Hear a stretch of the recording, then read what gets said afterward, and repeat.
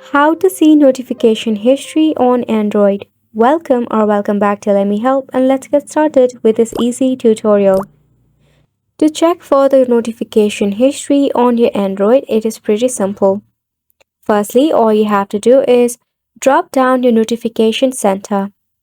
Tap on the setting gear option provided to you.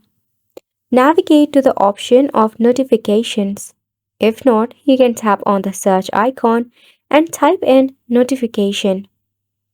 It will provide you some of the suggestion. Select on notifications. You will find the option of notification history and you'll be able to check out all of your notification history. Now make sure that your notification history was enabled.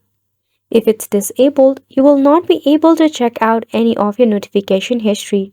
So make sure to keep it enabled. Next, you can also set for conversation priorities if you want to. Now, once you have successfully done this, if this feature is not available for you, you need to check for your system update. Ensure that your system is up to date so that it can support the latest feature and options in your mobile device. And that is all for the video as well. We hope that you found this video helpful to you.